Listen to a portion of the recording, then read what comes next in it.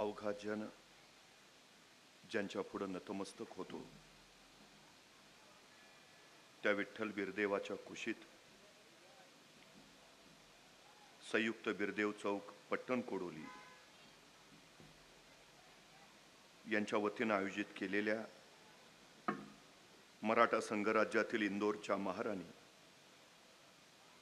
पुण्यश्लोक राजमाता अहिल्यादेवी होळकर यांच्या 300व्या जयंती उत्सवानिमित्त समस्त पुजारी धनगर समाज पट्टण कोडोली यांच्या वतीने आयोजित केलेला आजचा हा कार्यक्रम। या कार्यक्रमासाठी मंचावर उपस्थित असणारे सर्व सन्माननीय आणि मंचासमोर उपस्थित असणारे आपण सर्व सन्माननीय,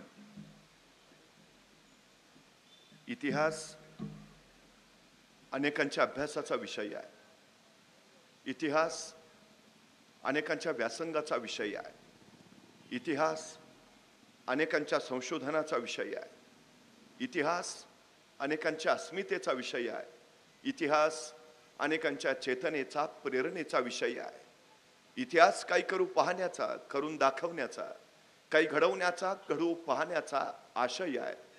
इतिहास विसरणारी माणसं इतिहास घडवू शकत नाहीत आणि इतिहास घडवणारी माणसं इतिहास विसरू शकत नाहीत, हा सगळ्यात मोठा इतिहास आहे।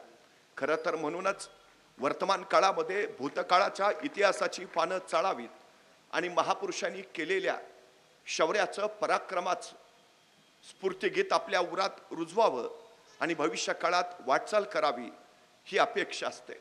या अपेक्षेनंच खरं तर आजचा हा सोहळा या ठिकाणी आयोजित केलाय।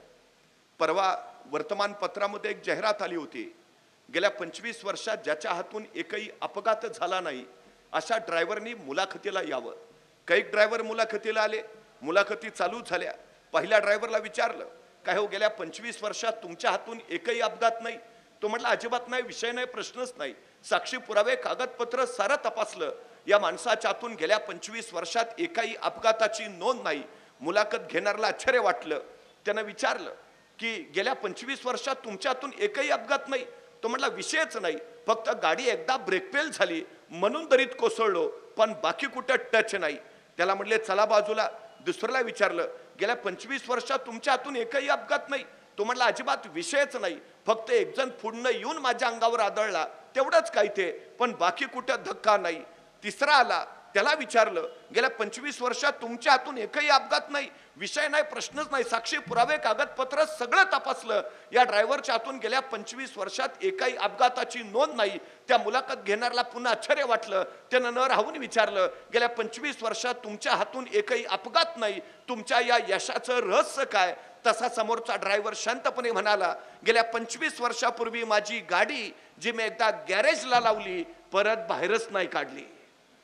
ज्यांच्या गाड्या गॅरेजला त्यांचा अपघात व्हायचा विषयच येत नाही, पण ज्यांच्या गाड्या गॅरेजला त्यांना आयुष्यात कधी ध्येयही गाठता येत नाही, ही सगळ्यात महत्त्वाची वस्तुस्थिती आहे। ध्येय गाठायचं असेल तर गाड्या रस्त्यावर आणाव्याच लागतील, आणि रस्ते म्हणले तर खड्डे ठरलेले, टक्केटोणपे ठरलेले, ऊन वारं वादळ पाऊस ही सगळी झुंज ठरलेली, ही सगळी झुंज जिंकणं ज्याला जमतं, हा सगळा संघर्ष सोसणं ज्याला जमतं, त्याला यश जिंकता येतं। तुमचा संघर्ष जेवढा मोठा तेवढी तुमची उंची मोठी असते।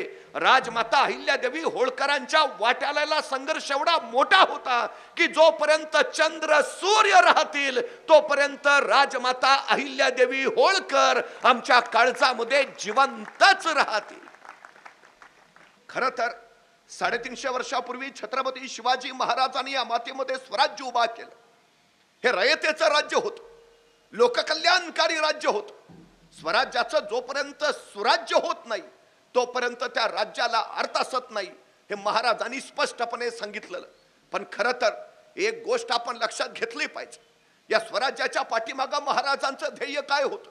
रयतेच्या डोईवर सुखाचं छत्र ठेवावं, सुखाचं छत्र ठेवावं, आणि महाराजांनी स्वराज्याची रचना त्या पद्धतीनं केली। महाराजांचा आदर्श पुढच्या काही पिढ्यांनी तसाच पुढे नेला। खरं तर एक गोष्ट फार महत्त्वाची आहे, आज उद्याचं भविष्य जर उज्ज्वल करायचं असेल तर आमच्यामध्ये सगळ्यात महत्त्वाचा गुण असायला हवा, तो म्हणजे जिज्ञासा। सगळ्यात महत्त्वाचा गुण आहे तो। पण दुर्दैवानं हल्लीच्या काळामध्ये आमच्या मुलांमध्ये हा गुणच दिसत नाही, ही आमची सगळ्यात मोठी अडचण आहे. म्हणजे साधा प्रश्न आहे. कधीतरी इथं जर कोणी शिक्षक असतील त्यांना विचार तर ते सांगतील की आमची हल्लीची मुलं प्रश्न विचारत नाहीत. प्रश्न न विचारायची दोनच कारण असतात. पहिलं कारण सगळं येतंय आणि दुसरं कारण काहीच येत नाही. प्रश्न विचारायचा इथं संबंधच उरत नाही. मला कधी कधी बरं वाटतं, बरं झालं ते सफरचंदाच्या झाडाखाली न्यूटनच बसला होता. नेमकं ते सफरचंद खाली पडलं आणि न्यूटनला प्रश्न पडला, सफरचंद खालीच का पडलं, आणि त्यातून गुरुत्वाकर्षणाचा शोध लागला. बरं झालं सफरचंदाच्या झाडाखाली न्यूटनच बसला होता. आपल्यातला एखादा बसला असता तर आणि पडला असतं सफरचंद खाली, काय प्रश्न पडला असता त्याला? बरं झालं मी असतानाच पडलं. दुसरा प्रश्न, बरं झालं आणखी कुणी नाही, अकेले अकेले खाएंगे. आणि जर एखाद्याला प्रश्न पडलाच सफरचंद खालीच का पडलं आणि त्याने विचारलं वडिलांना, बाबा सफरचंद खाली का पडलं, बाबा म्हणणार खाना मुकाट्यानं का डोक्याला ताप देतो, हाय ते व्याप कमी आहेत का, संपला आमचा न्यूटन सफरचंदाच्या झाडाखालीच. पण ज्याच्याकडे जिज्ञासा आहे त्याला प्रश्न पडतात, ज्याला प्रश्न पडतात तो उत्तर शोधतो, जो उत्तर शोधतो त्याला माहिती मिळते, आणि ज्याला माहिती मिळते त्याला ज्ञान प्राप्त होतं. ही सगळ्यात महत्वाची गोष्ट आहे. ज्ञान प्राप्त व्हायचं असेल तर सगळ्यात महत्वाची गोष्ट अभ्यास. 350 वर्षापूर्वी छत्रपती शिवाजी महाराज यशस्वी झाले, याचं कारण जर काही असेल तर अभ्यास.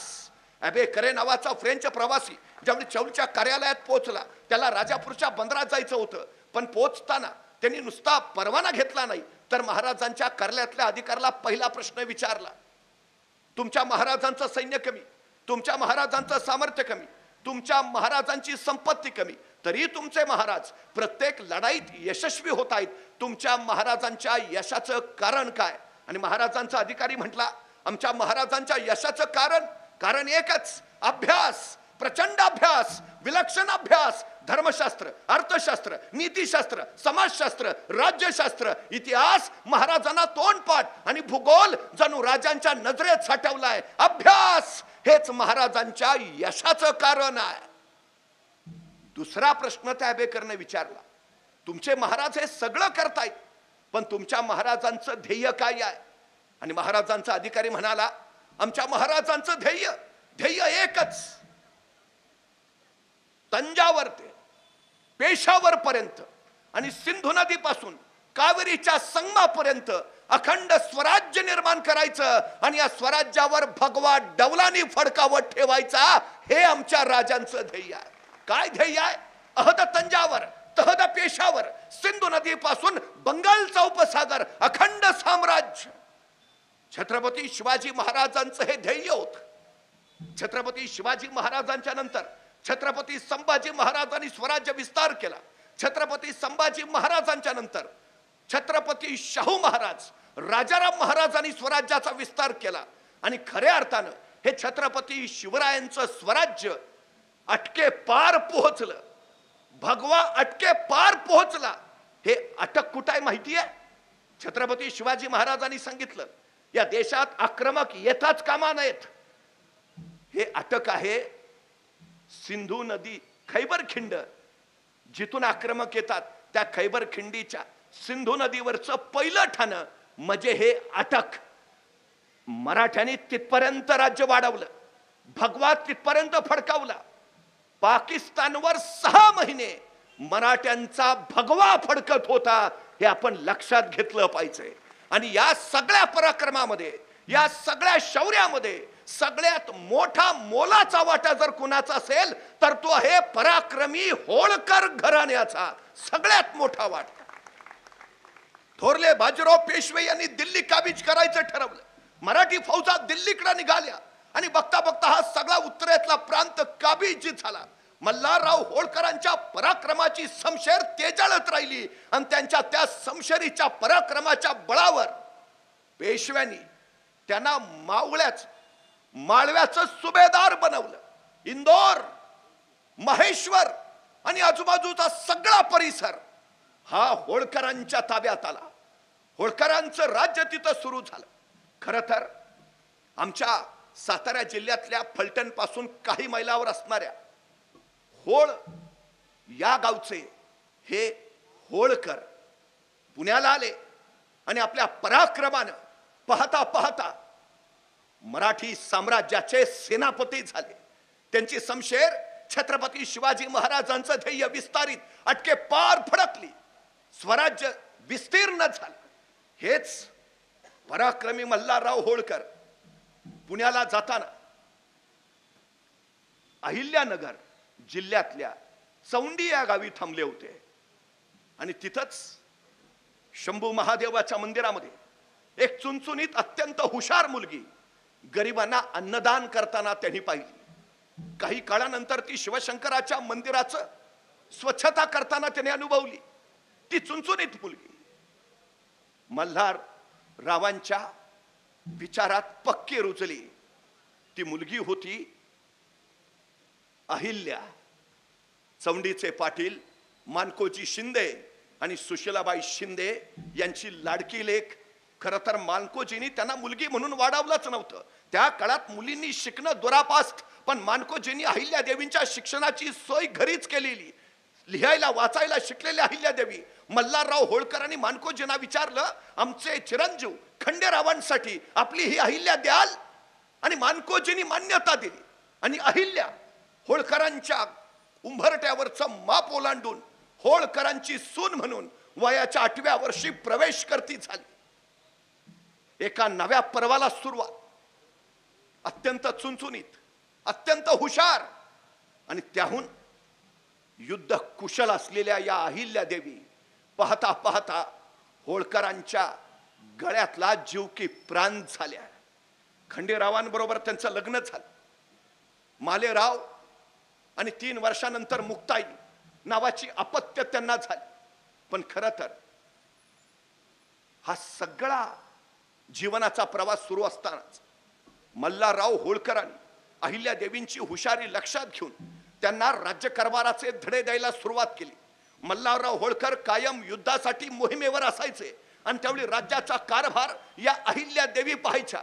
धर्मशास्त्र, अर्थशास्त्र, नीतिशास्त्र, समाजशास्त्र, राज्यशास्त्र या साऱ्या शास्त्रांमध्ये अहिल्यादेवी पारंगत झाल्या. रयतेच्या हिताचे, रयतेच्या कल्याणाचे निर्णय घेऊ लागल्या. आणि बघता बघता होळकरांचा प्रांत अहिल्यादेवींच्या राज्यकारभार निपुण नेतृत्वाखाली सुजलाम सुफलाम होऊ लागला. पण त्याच वेळी कुंभेरीच्या लढाईमध्ये खंडेराव तोफेचा गोळा लागून जायबंदी झाली. त्यांना वीर मरण आलं. अहिल्यादेवींच्या फळावरचं कुंकू पुसलं गेलं. नियतीचा पहिला तडाखा बसला. तत्कालीन काळात पती बरोबर सती जाण्याची पद्धत. अहिल्यादेवी निघाल्या आणि त्याच वेळी मल्हारराव होळकर वडिलकीच्या नात्यानं जवळ आले. अहिल्या, सती गेल्यावर तुम्हाला स्वर्ग मिळेल का नाही मला माहिती नाही, पण जर तुम्ही सती नाही गेलात तर या राज्यातल्या अनेकांना सुखाचं द्वार खुलं होईल. अनेकांना तुम्ही स्वर्ग मिळवून देऊ शकाल. आणि अहिल्यादेवींनी परंपरेच्या विरोधातला पहिला निर्णय घेतला. सती न जाण्याचा. राज्यकारभार तुम्हाला पाहायचा आहे, राज्य तुम्हाला सांभाळायचं आहे, ही रयत तुमच्याकडे डोळे लावून आहे. आणि अहिल्याबाईंनी परंपरेला छेद देत सुधारणावादी पहिला निर्णय घेतला. पण राज्य विस्तारत असताना, राज्याचा कारभार चालू असतानाच पुन्हा आणखी एक घटना घडली. 1766 ला मल्हारराव होळकरांचं निधन झालं. अहिल्याबाईंच्या जीवनावर झालेला सगळ्यात मोठा तडाखा होता. मालेराव माळव्याच्या गादीवर आले. आता राज्य सुस्थितीत चालेल असं वाटत असतानाच अवघ्या 1 वर्षाच्या आत अहिल्याबाईंचे पुत्र मालेरावांचंही निधन झालं. पुन्हा नियतीचा फटका बसला. एखाद्या व्यक्तीनं दुःखाचे फटके सोसावेत तर किती सोसावेत. पतीचं निधन, पित्यासारख्या सासऱ्याचं निधन, पुत्राचं निधन, आजूबाजूची सगळी जवळची माणसं सहज अशी डोळ्यात देखत निघून जायला लागली. आयुष्य म्हणजे सापशिडीचा खेळ. वर आलो आलो वाटत असतानाच कधी साप गिळून पुन्हा पहिल्या जागी आणून ठेवेल याचा नेम नाही. या संकटांशी लढणं, या संकटांशी भिडणं आणि संकटांना सामोरं जात आपलं नव्हे इतरांचं आयुष्य सुजलाम करणं, हेच तर खऱ्या अर्थानं जगणं. हे पुण्यश्लोक अहिल्यादेवी होळकरांनी आपल्या जगण्यातनं दाखवून दिलं. स्वतःचं दुःख कुरवाळत त्या बसल्या नाहीत. माझ्यावर केवढा मोठं दुःख म्हणून त्या रडत बसल्या नाहीत. हजारो जणांचे अश्रू पुसायची जबाबदारी माझ्यावर आहे. अहिल्यादेवी रयतेचे अश्रू पुसत राहिल्या. आणि संकट ती एकटी येत नाहीत, येताना आपले सगळे नातेवाईक घेऊन येतात. मल्हारराव होळकरांचं निधन झालं, मालेरावांचं निधन झालं, आता राज्यावर दुःखाचा डोंगर. आणि त्याच वेळी अहिल्यादेवी होळकरांचाच दिवाण गंगाधर यशवंत चंद्रचूड, ज्यांना गंगोबा तात्या म्हटलं जायचं, त्यांनी एक वेगळाच डाव आखला. अहिल्यादेवी कारभार कशा करणार? त्या तर स्त्री आहेत, त्यांच्याकडे राज्याची धुरा देऊन कसं चालेल? कुणीतरी पुरुष राज्याची धुरा सांभाळायला हवा. अहिल्याबाईंच्या कर्तृत्वावर प्रश्नचिन्ह निर्माण केलं जाऊ लागलं. पुण्यापर्यंत सगळं गेलं. अहिल्यादेवी मात्र ठाम होत्या, राज्यकर्ते म्हणून राज्य चालवायला मी सक्षम आहे. मग दुसऱ्या कुणाच्या हाती ही धुरा का द्यावी? त्यांनी पेशव्यांना हे पटवलं, समजावून सांगितलं, माझं राज्य मी सांभाळेन. पण तरीही गंगोबा तात्यांनी खेळ केलाच. राघोबा दादांशी संधान साधलं आणि त्यांना सांगितलं, इंदोर काबीज करायचं असेल, इंदोर कब्जात घ्यायचं असेल तर नामी संधी आहे, आपण त्वरित हालचाल करावी आणि इंदोर आपल्या ताब्यात घ्यावं. आपल्या सासऱ्याच्या, पतीच्या, पुत्राच्या निधनानं व्याकुळ झालेल्या अहिल्यादेवी त्यांनी माळव्याचे सरसेनापती म्हणून तुकोजी होळकरांची नेमणूक केलेली. तुकोजी होळकरांना या सगळ्या डावाची कल्पना आली. त्यांनी पुण्यश्लोक अहिल्या मातांना सांगितलं.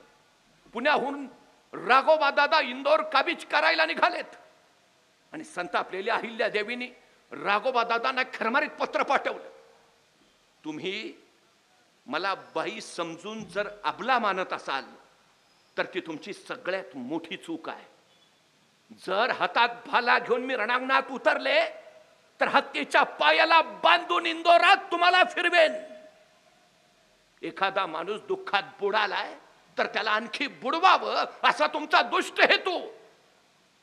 पण याद राखा, तुमची गाठ मल्हारराव होळकरांच्या सुनेशी आहे, अहिल्यादेवी होळकरांशी. आणि एक गोष्ट लक्षात ठेवा, मी असंख्य स्त्रियांची फौज तयार करून ठेवली आहे. तुम्ही चालून येताय, या, तुमचं स्वागत आहे. माझ्या महिलांची फौज तुमच्या सैन्याशी मुकाबला करेल. खासे मी जातीनं रणात उतरेल.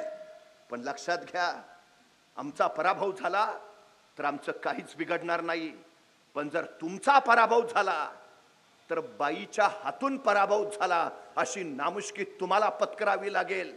आणि तुम्ही जिंकलात तर बाईला हरवण्यात मर्दुमकी कसली? तुमच्या त्या पराक्रमाचे पोवाडे सुद्धा कोणी गाणार नाही. विचार करा, आम्ही युद्धाला तयार आहोतच. अहिल्यादेवींचं हे पत्र राघोबा दादांना मिळालं आणि राघोबा दादा घाबरले. त्यांनी लगेच अहिल्यादेवींना कळवलं, नाही नाही नाही नाही नाही, मी आक्रमण करायला कुठला येतोय? तुमच्यावर एवढं मोठं दुःख कोसळलंय, मी तुमचं सांत्वन करायला येतोय, सदिच्छा भेट घ्यायला येतोय. अहिल्यादेवी म्हणाल्या, त्यासाठी येत असाल तर जरूर या, तुमचं स्वागत आहे. आणि राघोबा दादा युद्धाचा पवित्रा सोडून अक्षरशः सांत्वनपर भेटीला आले.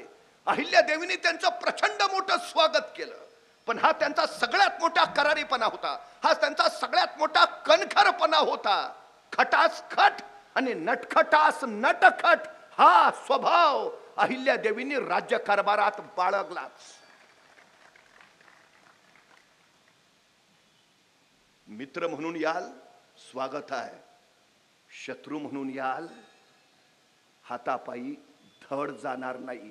ही स्पष्ट भूमिका अहिल्यादेवींची होती, स्पष्ट भूमिका. पण या सगळ्याचा कळीचा नारद होता तो गंगोबा तात्या. त्यांना वाटलं तर आपलं काही खरं नाही. त्यांनी सरळ घोषणा केली, आता मी संन्यास घेतोय. अहिल्यादेवी म्हटल्या, जरूर घ्या, तुम्ही संन्यासच घेतला पाहिजे.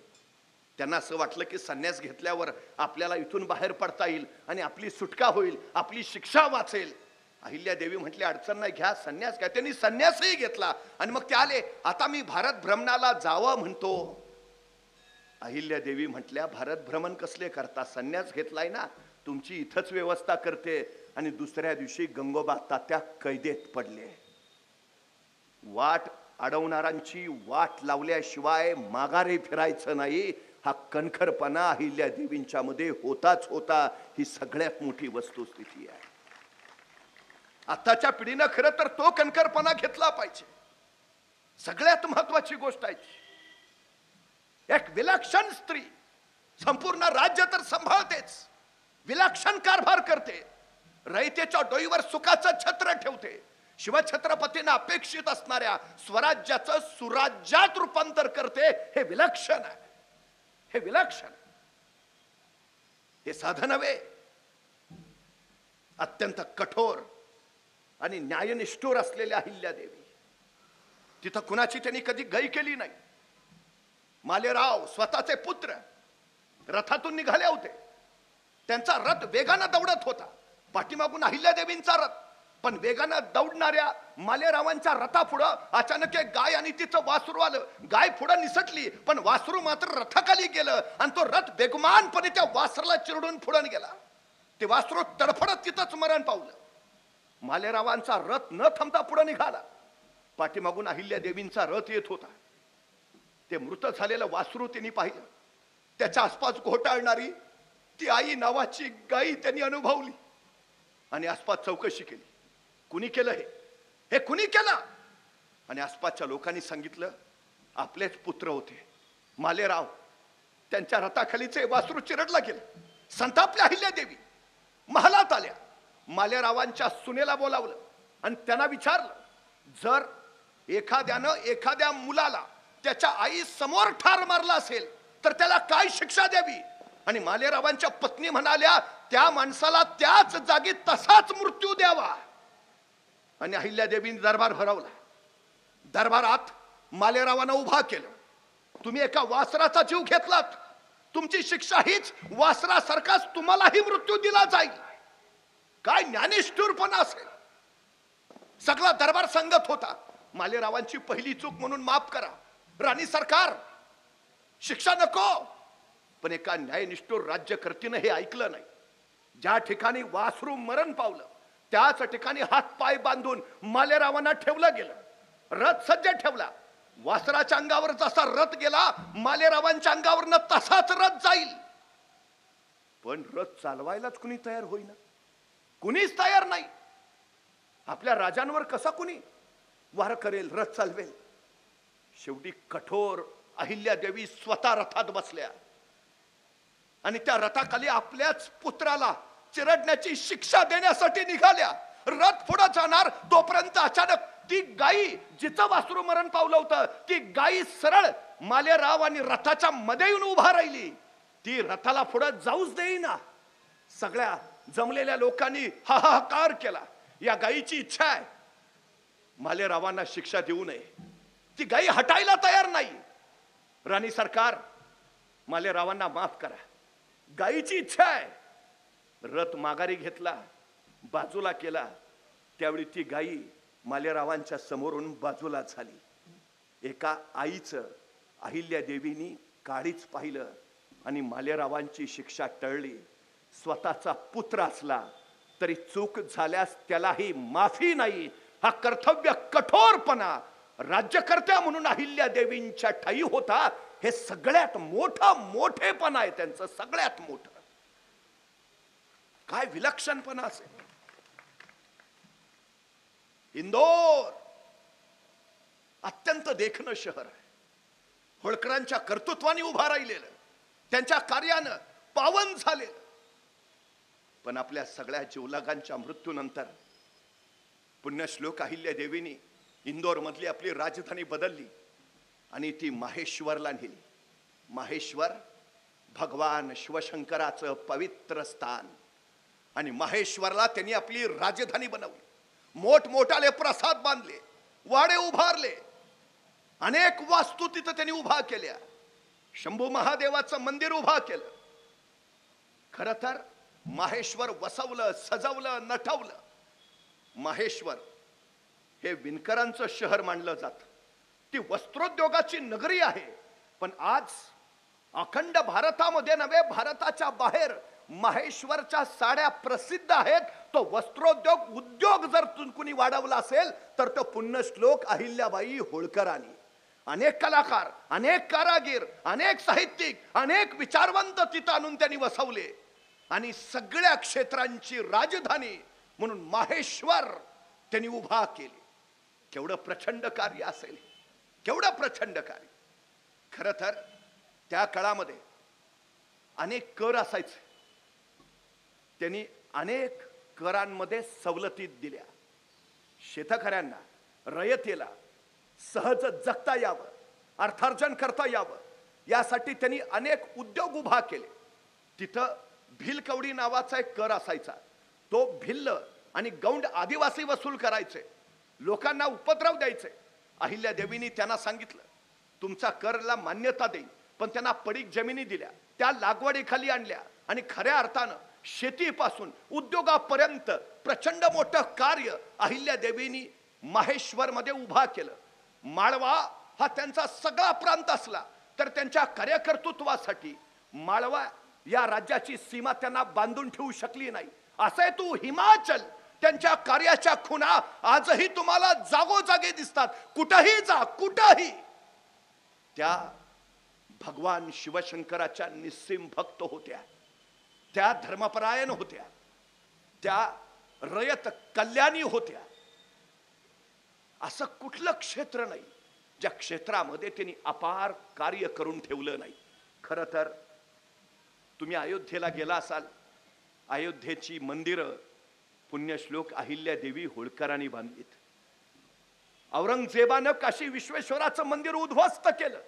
ते उद्ध्वस्त झालेलं काशी विश्वेश्वराचं मंदिर पुन्हा पुण्यश्लोक अहिल्यादेवीने बांधलं. सोरटी सोमनाथाचं मंदिर अहिल्यादेवीने बांधलं. ओंकारेश्वराचं मंदिर अहिल्यादेवीने बांधलं. मथुरा, काशी, गया, कृष्णेश्वर, नाशिक, जेजुरीच्या खंडोबाचं मंदिर अहिल्यादेवीने बांधलं. असंख्य मंदिरं त्यांनी उभारली, असंख्य. प्रत्येक गोष्टीत त्यांनी आपल्या कार्याचा उदात्त ठसा उमटवला. अनेक ठिकाणी विहिरी त्यांनी बांधल्या, अनेक ठिकाणी धर्मशाळा बांधल्या, अनेक ठिकाणी आश्रमशाळा उभा केल्या. मुंगीला साखर देण्यापासून ते जनलोकांना अन्नदान देण्यापर्यंत त्यांनी सगळ्या सोयी उभा केल्या. खरं तर आज अवकाळी पावसाचं प्रचंड मोठं तांडव गेले काही दिवस आपण पाहतोय. हे अवकाळी पावसाचं तांडव काय? ह्या आपल्या चुका. इतकी विस्तीर्ण वृक्षतोड आम्ही केली. आज ग्लोबल वॉर्मिंगचा तडाखा बसतोय. उष्णतेचा उद्याच्या काळात तर कहर होणार आहे. पण वृक्ष वाढवावेत, वृक्ष जगवावेत याकडे मात्र कुणाचं लक्ष नाहीये. पण महाराष्ट्रातल्या कुठल्याही तीर्थक्षेत्री आपण जा, त्या तीर्थक्षेत्राच्या रस्त्याच्या दोन्ही बाजूला जी विशाल वृक्ष तुम्हाला दिसतील ती अहिल्यादेवी होळकरांनी लावलेली आहेत. हे पहिलं लक्षात असू द्या. त्यांनी त्यांच्या राज्यामध्ये कायदा केला होता. सरकार प्रत्येक माणसाच्या घरासमोर 12 झाडं लावेल आणि त्या झाडांचं संवर्धन त्या घरातल्या मालकानं करायचं आहे. पैकी 7 झाडाचं उत्पन्न त्या घराच्या मालकाला मिळेल आणि 5 झाडाचं उत्पन्न सरकारात जमा केलं जाईल. वृक्ष संपदा वाढली, रयतेला सुद्धा उत्पन्न तयार झालं आणि ही सृष्टी सुजलाम सुफलाम करण्याचं काम त्यांनी अत्यंत उत्तम पद्धतीनं केलं. अशा असंख्य गोष्टी तुम्ही महाराष्ट्रात कुठल्याही तीर्थस्थळी जा, तिथं अहिल्यादेवींनी त्यांच्या कार्याची उमटवलेली मुद्रा तुम्हाला दिसेल. तुम्ही शिखर शिंगणापूरला गेलात तर तिथं प्रचंड मोठा तलाव पुण्यश्लोक अहिल्यादेवींनी उभारलेला आहे. कुठेही जा, परळी वैजनाथाला जा, तिथंही त्यांनी मंदिराचा जीर्णोद्धार केला.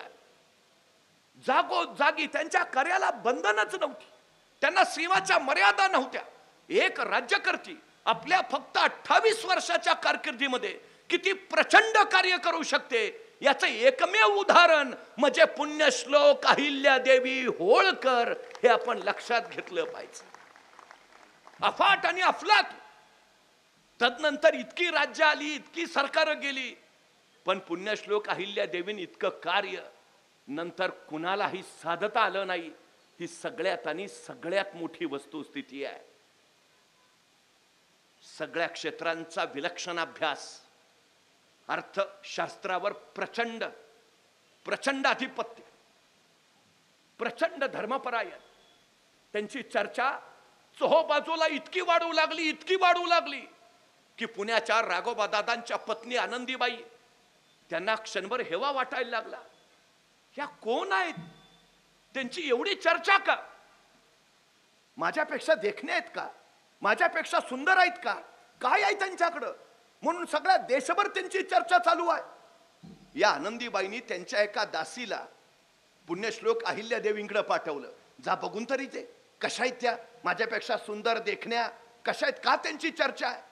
ती दासी अहिल्यादेवींकडे गेली. अहिल्यादेवींचं सगळं तिनं निरीक्षण केलं. ती परत आली आणि आनंदीबाईंनी उत्सुकतेने विचारलं, काय ग काय, कशा आहेत अहिल्यादेवी? देखण्या आहेत का? खूप सुंदर आहेत का? तशी ती दासी म्हणाली, तशा त्या दिसायला बऱ्या आहेत, पण रंगानं काळ्या सावळ्याच आहेत. मग त्यांची एवढी चर्चा काय? तशी ती दासी म्हणाली, आपण मला अभय देत असला तर सांगते. आनंदीबाईंनी अभय दिलं, ठीक आहे सांग. आणि ती दासी म्हणाली, त्या अत्यंत साधी सुती साडी घालतात, त्यांच्या हाती फक्त शिवलिंग असतं, त्या भगवान शिवशंकराच्या निस्सीम भक्त आहेत.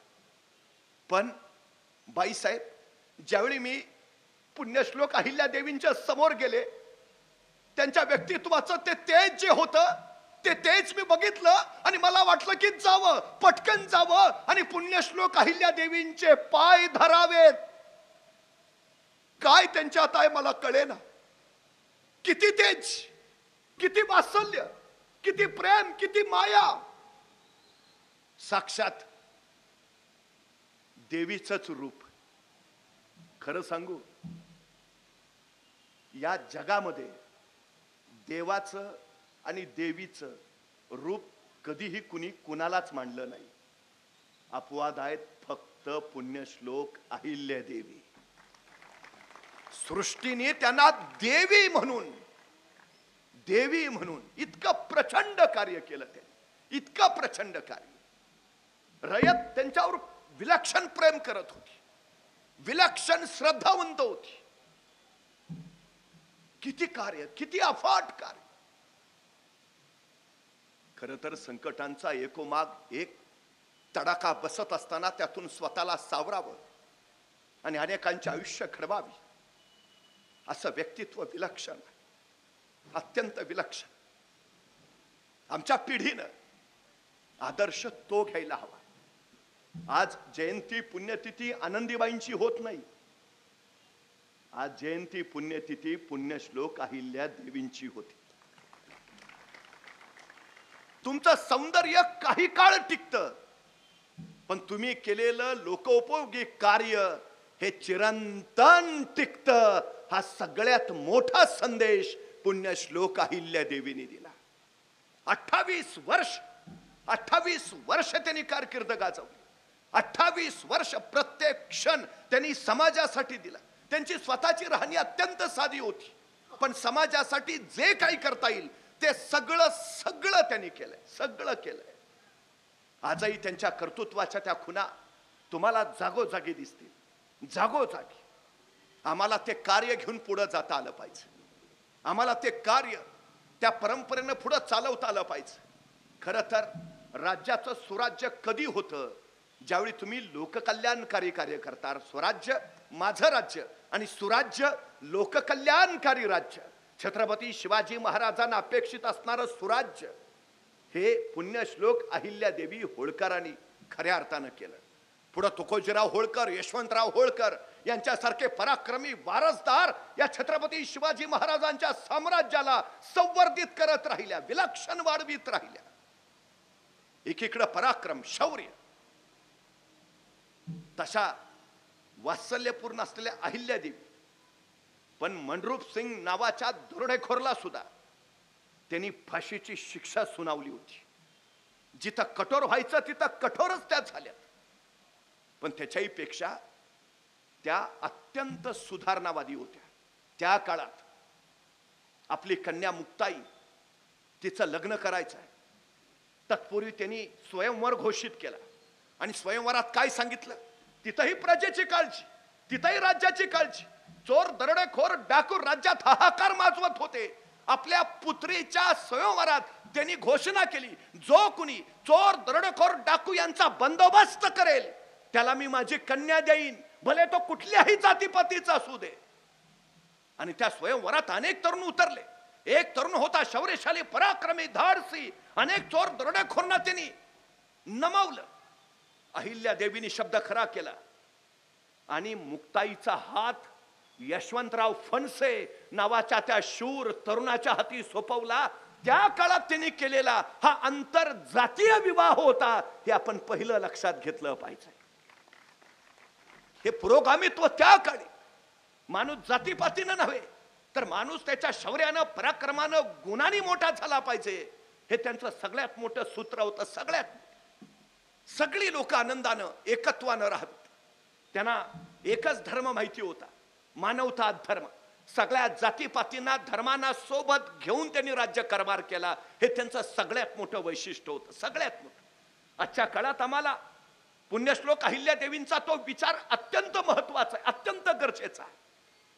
105 लोकांनी हौतात्म्य देऊन संयुक्त महाराष्ट्र मिळवला. पण खरंच हा महाराष्ट्र भावनिक दृष्ट्या आणि सामाजिक दृष्ट्या संयुक्त राहिलाय का? आमचं एकत्व आहे, एकात्म आहे. ते असतं तर जाती जातीत भिंती उभा राहिल्या नसत्या, जाती जातीत दरी पडल्या नसत्या. यांच्या कार्यक्रमाला ते नाहीत, त्यांच्या कार्यक्रमाला हे नाहीत.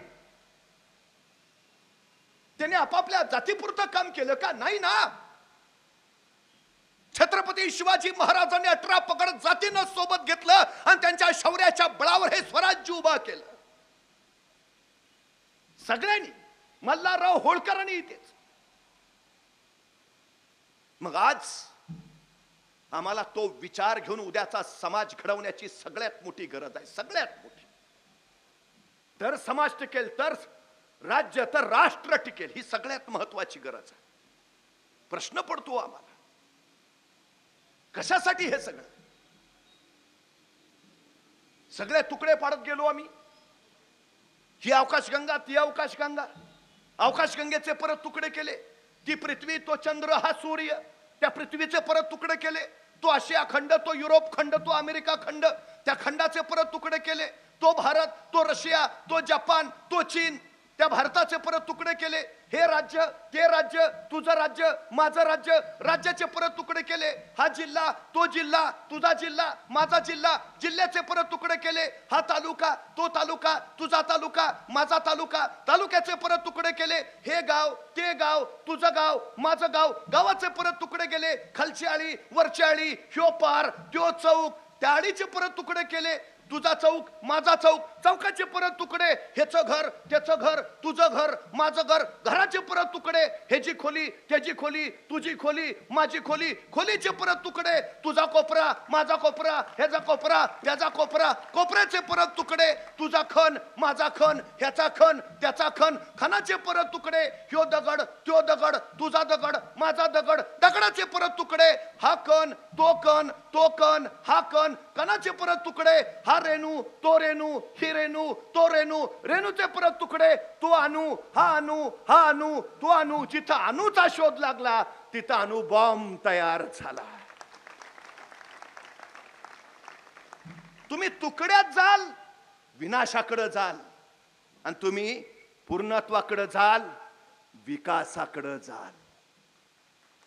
28 वर्षाच्या आपल्या कारकिर्दीमध्ये पुण्यश्लोक अहिल्यादेवी होळकरांनी या पूर्णत्वाला महत्व दिलं. सगळ्यांना सोबत घेतलं. आणि माळवा प्रांताचा नव्हे, असे तो हिमाचल, जिथं जिथं गरज भासेल तिथं तिथं त्यांनी कार्य उभा केलं.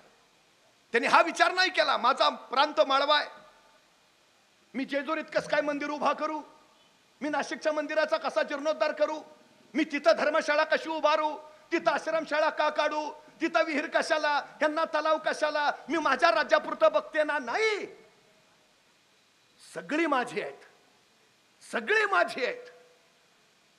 हा आपलेपणाचा जो विचार आहे ना, जो पुण्यश्लोक अहिल्यादेवी होळकरांनी आम्हाला दिला तो विचार घेऊन आम्हाला पुढे गेलं पाहिजे. हे सगळ्यात आणि सगळ्यात महत्वाचं आहे. सगळ्यात महत्वाचं. संकट येतच असतात, संकटांशी लढणं महत्वाचं आहे. प्रत्येक संकटापासून पळून न जाता संकटांशी भिडणं आणि त्याच्यावर विजय मिळवणं हे सगळ्यात महत्वाचं. कुणाच्याही आयुष्यात आली नसतील अशी संकट अहिल्यादेवींच्या आयुष्यात आलीत, अहिल्यादेवींच्या. पण त्या कुठेही निराश होताना दिसल्या नाहीत, खचलेल्या अजिबात दिसल्या नाहीत, विवश नाही, विषयच नाही. आमची अडचण काय आता? 12वीत नापास होण्याच्या भीतीनं आत्महत्या. अरे काय प्रकार काय हा? कुणाला एखाद्याला विचारलं काय बाबा असं झालं? आमची परिस्थिती नव्हती हो. तू गप. मला भयान राग येतो असल्या माणसांचा. आमची परिस्थिती नव्हती हो. परिस्थिती माणसाला घडवती नाही आणि परिस्थिती माणसाला बिघडवती नाही. माणूसच परिस्थिती घडवतो आणि माणूसच परिस्थिती बिघडवतो. ही सगळ्यात मोठी वस्तुस्थिती आहे. मला जर एखादा कोणी म्हटला ना आम्ही गरीब आहे, मी त्याला सरळ सांगतो एक काम करतो का? एक डोळा देतो का मला? 20 लाख देतो. तो काहीतरी काय बोलताय? मग एक काम कर ना, दोन्ही डोळे दे, 1 कोटी देतो. अहो तो म्हणला असं कसं? एक काम कर ना, मग दोन्ही हात पण दे, 5 कोटी देतो. असं चालतं का? मग गरीब आहे म्हणतोयस ना? अरे तुला धडधाकट शरीर दिलाय, तू गरीब कसा आहे? सांगा ना आमच्या पोरांना. हे लात मारेन तिथं पाणी काढीन ही धमक ज्या होळकरांच्या उरामध्ये आहे, त्यांचे वारसदार आहे आपण. कसल्या गोष्टी सांगतो? आम्ही गरीब आहे ना. अरे चांगला आहे ना, श्रीमंत व्हायला तुला मिळालेली सर्वोत्तम संधी आहे. नाही, मला जरा बुद्धी कमीच आहे. उत्तम विद्वान व्हायला तुला मिळालेली ही सर्वोत्तम संधी आहे. कारण कसली सांगता? स्वतःच्या कमतरताना बलस्थान बनवा आणि त्या बलस्थानाच्या बळावर स्वतःच्या कर्तृत्वाचा ध्वज फडकवा. हे सांगितलं पुण्यश्लोक अहिल्यादेवी होळकरांनी. तो विचार घेऊन आम्हाला गेलं पाहिजे ना पुढं. अहो सगळ्या गोष्टी आमच्यात आहेत, हो सगळ्या आहेत. वाटलं पाहिजे ना आहेत. रस्त्यानं चालता चालता आपण सहज पुढच्याला म्हणतो तुला मी पुरता ओळखून आहे. अरे तू त्याला ओळखून आहे, तुझं काय? तू स्वतःला काय ओळखलंयस? समाजात 2 पद्धतीची माणसं असतात. एक जमतय म्हणणारी आणि दुसरी बघू जमतय का म्हणणारी. बघू जमतय का म्हणणारी कधीच आयुष्यात काही बनू शकत नाहीत. जमतायच, जमायलाच पाहिजे. अडचण काय आहे? का हो पुण्यश्लोक अहिल्यादेवी असं म्हटल्या, आता माझे सासरे गेले, पती गेला, पुत्रही गेला, आता मला एकटेला कसं जमेल? अहो राज्य कब्जात घ्यायला आले होते सगळे. राज्य करते बनूच द्यायचं नाही अहिल्यादेवीने असं ठरवलेलं. पण या सगळ्यावर मात करत उभा राहिल्या ना. जमत. अडचण काय आहे? या जगामध्ये अशक्य असं काही नाही. हे पहिलं लक्षात असू द्या, पहिलं लक्षात असू द्या. का हो आमचा बिरदेव झालाच ना IPS.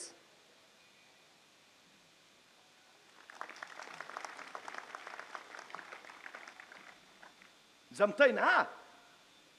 अडचण काय आहे? सगळ्यात महत्वाची गोष्ट विश्वास, स्वतःवरचा विश्वास सगळ्यात महत्वाची गोष्ट आहे. तुमच्या मना इतकं या जगात दुसरं सामर्थ्यशाली काही नाही, काही नाही. कशाचं बळ होतं पुण्यश्लोक अहिल्यादेवींच्या पाठी? भगवान शिवशंकराच्या निस्सीम भक्त होते. निस्सीम. तो शिवशंकर पाठीशी आहे. जे करेन ते उत्तमच. माझ्या भगवंताला आवडेल तेच. चुकीचं काही करायचंच नाही. मग अडचण कसली येते? काहीच नाही. उत्तमच करायचंय ना सगळं. मनावर विश्वास आहे त्यांचा, प्रचंड विश्वास. सामर्थ्य मनातून येतं, दुसरं काही नाही. मला चांगलंच करायचंय, चांगलंच होणार. वाईट करायचंय, तुमचं पहिलं वाईट होणार. सगळ्यात महत्वाची गोष्ट आहे. सगळ्यात. पराभव पहिल्यांदा रणात होत नाही, पराभव पहिल्यांदा मनात होतो. जी माणसं मनानं पराभूत असतात रणात जिंकूच शकत नाहीत, आणि जी माणसं मनानं जिंकलेली असतात रणात पराभूतच होऊ शकत नाहीत. ही सगळ्यात मोठी वस्तुस्थिती. मन मन महत्वाचं. मन, ज्यांनी मन जिंकलं त्यांनी रण जिंकलं. एका कैद्याला मृत्यूदंडाची शिक्षा दिली. आता पूर्वी मृत्यूदंड फासावर देऊन द्यायचे, पण काही शास्त्रज्ञांना प्रयोग करायचे होते. त्यांनी न्यायमूर्तींना विनंती केली, या कैद्याला फासावर देऊन मारण्यापेक्षा याला विषारी सर्पाचा दंश देऊन मारूया. न्यायमूर्ती म्हटले कसंही करा, मृत्यूदंडच द्यायचा आहे. त्या कैद्याला त्याच दिवशी सांगितलं, परवा दिवशी सकाळी 11 वाजता तुला विषारी सर्पाचा दंश करून आम्ही मृत्यूदंड देणार आहे. त्या क्षणापासून त्या कैद्याच्या मनात एकच विचार, आपल्याला विषारी सर्पाचा दंश होणार आणि आपण मरणार. प्रत्यक्ष मृत्यूदंडाची वेळ आली, त्या कैद्याचे डोळे बांधले आणि त्याला सांगितलं, आता काही क्षणात तुला विषारी सर्पाचा दंश होईल. आणि प्रत्यक्षात शास्त्रज्ञांनी त्या कैद्याला विषारी सर्पाचा दंश न करता 2 टाचण्या घेतल्या आणि 2 टाचण्या त्याच्या हाताला जोरात टोचल्या. त्याला वाटलं झाला विषारी सर्पाचा दंश. अर्ध्या तासात त्याच्या तोंडातनं फेस आला आणि पुढच्या 1.5 तासात त्याचं शरीर काळनिळं होऊन तो मरण पावला. प्रत्यक्षात साप चावला होता का? फक्त त्याच्या मनाने ठरवलं, चावलाय, चलो.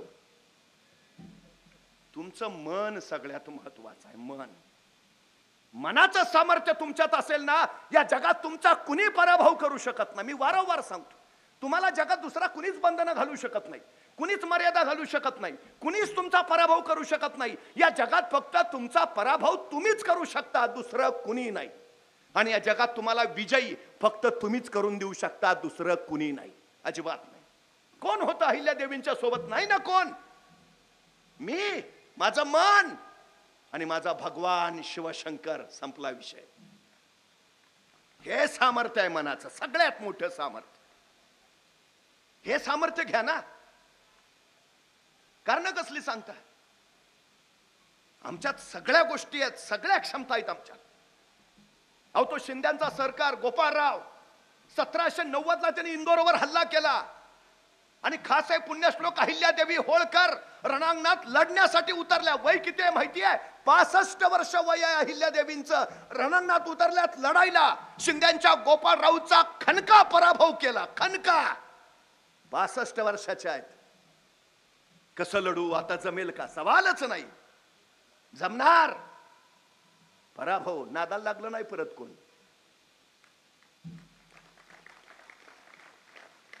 जमतं हो, अडचण काय आहे? तुमच्यात सगळ्या गोष्टी आहेत.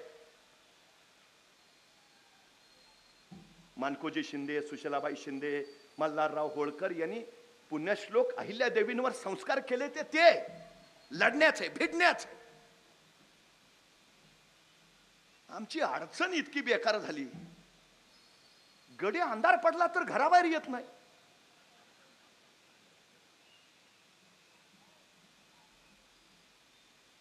कशाची काय? मला, मी नेहमी सांगतो, आई असते घरात, लहान पोर असतं, आई स्वयंपाक करत असते.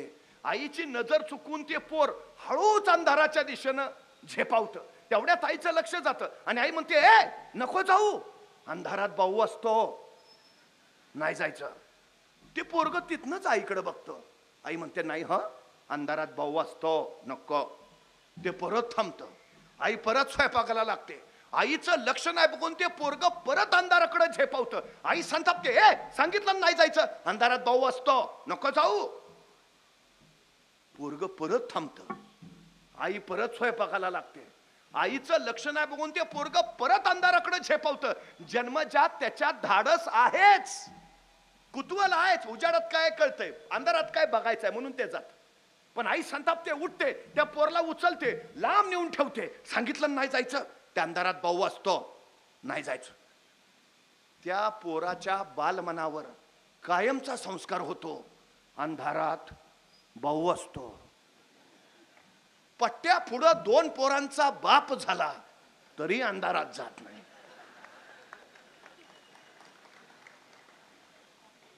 दोष कुणाचा आहे?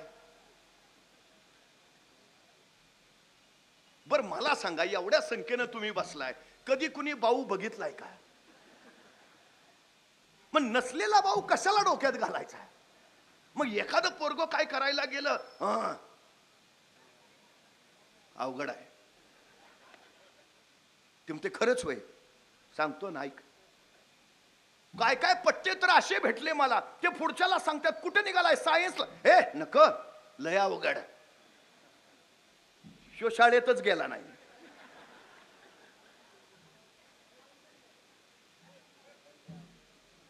कोण बाऊ घालतं डोक्यात आमच्या? अहिल्या देवीना कुणी सांगितलं नाही तुला जमणार नाही, जमेल का कर, अजिबात नाही, जमणारच, संपला विषय. आणि एक गोष्ट कायम सांगतो, सगळ्यात महत्वाची गोष्ट, नका लावू, सगळ्यात महत्वाची गोष्ट सांगतो तुम्हाला. भीती नैसर्गिक आहे, वाटतेच, अडचण नाही. पण तुमच्या यशाच्या आडवे जर कोण येत असेल तर ती भीती.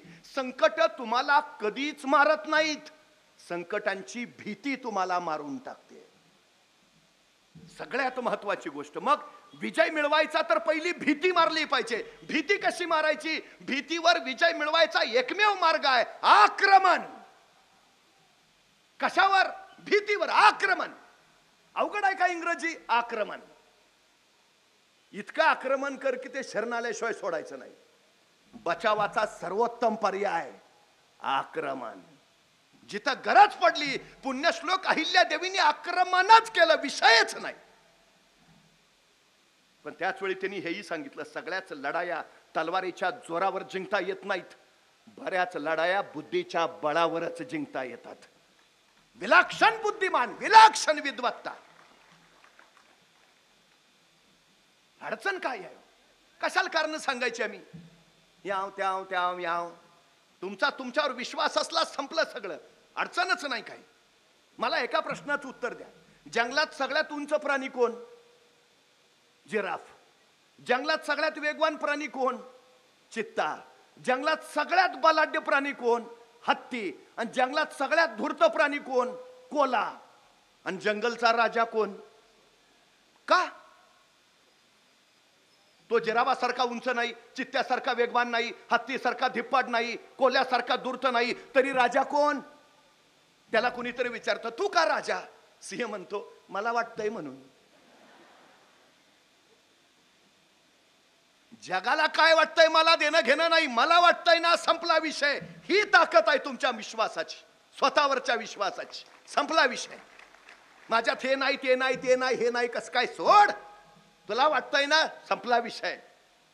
हा हा हा सगळ्यात मोठा विश्वास आहे, सगळ्यात मोठा. कारण बिरणं तर देऊच नाही कुणी कुठली, अडचणच नाही काय. मुंगी बघितली? मुंगी मुंगी मुंगी केवढीशी, तिचं डोकं केवढंस, डोक्यातला मेंदू केवढासा, तरी पण त्या मुंगीला बरोबर कळतं कुठल्या गावातल्या, कितव्या आळीतल्या, कितव्या घरातल्या, कितव्या खोलीतल्या, कितव्या कपाटावरच्या, कितव्या फळीवर किती नंबरचा साखरेचा डबा आहे. सांगावं लागत नाही, रस्ता दाखवावं लागत नाही. मुंगी कणभर. मिळाली संधी तर मनभर साखर संपवते. अरे एवढीशी मुंगी ध्येय गाठते, आपल्याला काय अडचण आहे? तुम्हाला माहिती आहे, मुंग्या आंधळ्या असतात, मुंग्यांना डोळे नाहीत, मुंग्या दृष्टीहीन, तरी मुंग्यांची रांग चुकत नाही. आणि आपल्याला चांगले डोळे, तरी पट्ट्या घरी नीट पोचत नाही.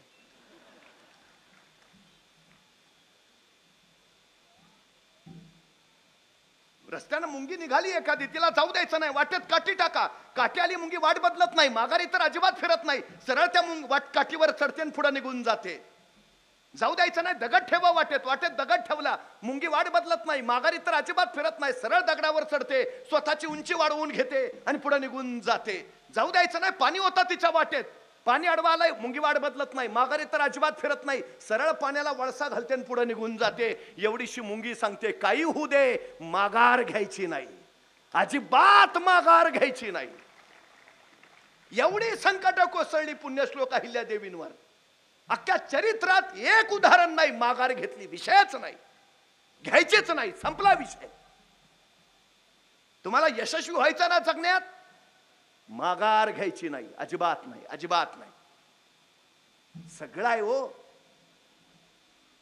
पण सध्या आमची अडचण काय झाली आहे? आम्ही आमच्या शक्ती क्षमता नको तिकडं खर्ची घालायला लागलोय. अडचण सगळ्यात मोठी ती आहे. मी परवा एका पोराला सहज विचारलं, का रे 100 मीटर पळशील का? ते 5 मिनिटं माझ्याकडेच बघत बसला. अरे म्हटलं 100 मीटर पळशील का? मग त्याने हळूच विचारलं 100 मीटर म्हणजे किती? मला कळलं. म्हणलं तू काय खेळ बिळ खेळतोस का नाही? म्हणला सगळे खेळ खेळतो, क्रिकेट खेळतो, फुटबॉल खेळतो, हॉलीबॉल खेळतो, बॅडमिंटन खेळतो. म्हटलं मग एवढे सगळे खेळ खेळतो, दिवसभर मैदानावर असतोस का काय? म्हणला मैदानावर नाही, मोबाईलवर खेळतो. म्हणलं मग बरोबर आहे, तुला 100 मीटर कळणारच नाही. मग त्याला सांगितलं इथून तिथपर्यंत जे अंतर आहे त्याला 100 मीटर म्हणायचं, पळशील का? म्हणला करतो प्रयत्न. आता तुला काय 5 किलोमीटर सांगतोय का पळाय?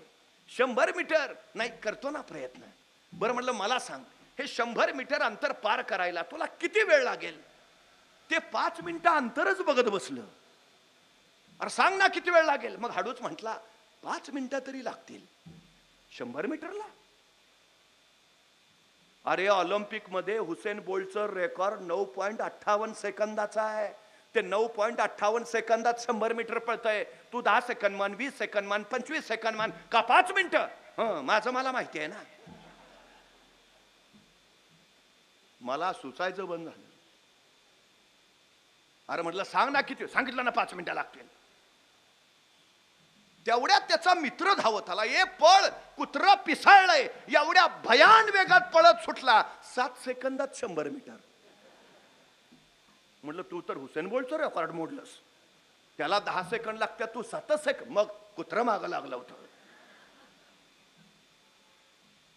म्हणजे 7 सेकंदात 100 मीटर पळायची क्षमता तुमच्यात आहे. बाहेर कधी आली? संकट आलं तेव्हा. मग संकट चांगली आहेत का वाईट आहेत? चांगली आहेत. संकट तुम्हाला अडवायला येत नाहीत. संकट तुमची उंची वाढवायला येतात. अडथळे तुम्हाला रोखायला येत नाहीत. अडथळे तुमच्यातल्या क्षमता बाहेर काढतात. अडचणी तुम्हाला थांबवायला येत नाहीत. अडचणी तुमच्यातली कौशल्य विकसित करतात. संकट, अडचणी, अडथळे यायलाच हव्यात, कारण त्याच तुम्हाला घडवतात. ही सगळ्यात मोठी वस्तुस्थिती आहे, सगळ्यात मोठी. तुम्हाला सामर्थ्यशाली संकट करतात. संकट. पुण्यश्लोक अहिल्यादेवी होळकरांचं सामर्थ्य एवढं प्रगाढ होतं का? अहो संकटच आयुष्यात इतकी आली होती की प्रत्येक संकटानं क्षमता वाढवली. प्रत्येक संकटाने कुशल केलं. प्रचंड आणि अफाट. केवढा ग्रंथसंग्रह होता त्यांचा. अनेक प्राचीन ग्रंथ त्यांचे हस्तलिखित पुण्यश्लोक अहिल्यादेवींच्या खाजगी ग्रंथालयात होते. सगळ्या शास्त्रांवरची पुस्तकं. केवढा अभ्यास असेल त्यांचा. यश मिळवायचं आहे ना, अभ्यास सगळ्यात महत्वाचा. अभ्यास. सगळ्यात मोठा संदेश दिला तो पुण्यश्लोक अहिल्यादेवी. जग ठरवत नाही तुम्ही कोण होणार, तुम्ही ठरवता मी कोण होणार. सगळ्यात महत्वाची गोष्ट आहे. ठरवा ना. अडचण काय? पर्याय निर्माण करता आले पाहिजेत. संकटांना टाळून संकटांवर विजय मिळवता येत नाही. संकटांशी लढूनच संकटांशी मुकाबला करता येतो आणि विजय गाठता येतो. ही सगळ्यात मोठी वस्तुस्थिती आहे, सगळ्यात मोठी. लढा भिडा, पर्याय निर्माण करा. हे नाही ते नाही ते नाही ते लढेन. मी नेहमी एक गोष्ट सांगतो. एक राजा होता, त्याच्या समोर 2 कैदी आणले. राजाने आरोप ऐकले आणि शिक्षा सुनावली. मरेपर्यंत फाशी. फाशीची शिक्षा ऐकल्याबरोबर एक कैदी तिथं चक्कर येऊन पडला. दुसरा कैदी मात्र न्यूटन असल्यासारखा विचार करत बसला होता. पहिला शुद्धीवर आला तरी दुसरा न्यूटनच. मग पहिल्यानं त्याला विचारलं, तू शिक्षा ऐकली नाही का? तो म्हटला ऐकली ना. अरे मग फाशी झाली आपल्याला, तुला भीती नाही वाटत? तसा तो कैदी म्हटला, ते फाशी बिशीचं सोड रे. गेले वर्षभर माझा उडणारा घोडा तयार करायचा प्रयोग चाललाय. प्रयोग अंतिम टप्प्यात आहे. आता काही दिवसात माझा घोडा आकाशात उडेलच. पण नेमकी फाशीची शिक्षा झाली. फाशीचं काही नाही रे, आता माझ्या प्रयोगाचं काय होणार त्याची मला काळजी आहे. त्या कायद्याला काय कळेच ना. तो म्हणला उडणारा घोडा, घोडा कधी उडतो का? ते सांगतोय ना, प्रयोग अंतिम टप्प्यात आहे. त्यांची ही चर्चा राजानं ऐकली. राजा म्हणला काय काय काय? म्हणला उडणारा घोडा. डोक्यावर पडलाय का? घोडा कधी उडतो का? तसा तो कैदी म्हटला, महाराज मरणारा माणूस खोटं नाही बोलत.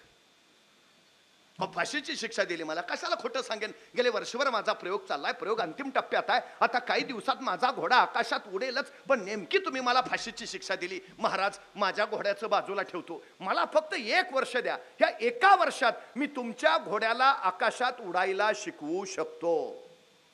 आता राजालाच प्रश्न पडला, आसन तसं मरणारच आहे, पण ह्याला दिलंच 1 वर्ष आणि लागलाच आपला घोडा आकाशात उडायला, तर ह्या जगात आपण एकमेव राजे ज्याच्याकडे उडणारा घोडा आहे.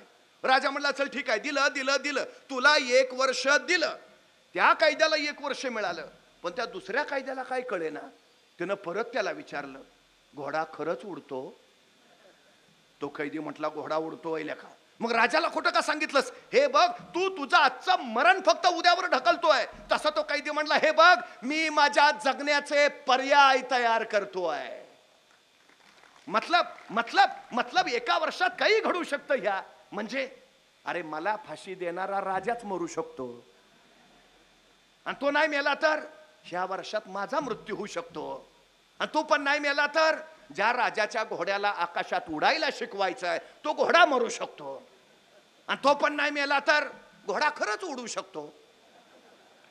अरे काही होईल ना, वर्ष आहे माझ्याकडं. मी आता हार कशाला मानू? मी आता माघार कशाला घेऊ? मी आता परत कशाला फिरू? मी लढत राहीन. जोपर्यंत मी जिंकत नाही तोपर्यंत मी झुंजत राहीन. तुमचं ध्येय ठरलंय ना, मग झेपावत राहा ध्येयाकडं. झेपावता येत नाही, उड्या मारत जा. उड्या मारता येत नाही, पळत जा. पळता येत नाही, चालत जा. चालता येत नाही, रंगत जा. पण जा, जोपर्यंत ध्येय गाठत नाही पुढं जात राहा. पुढं यशच तर स्वागताला उभं असतं. केवढं मोठं काम आहे, केवढं मोठं काम. समाजासाठी जर काही करायचं असेल ना, पहिल्यांदा आपण घडलो पाहिजे. सगळ्यात महत्वाची गोष्ट आहे ती. मग समाज मोठा करता येईल, मग समाज घडवता येईल.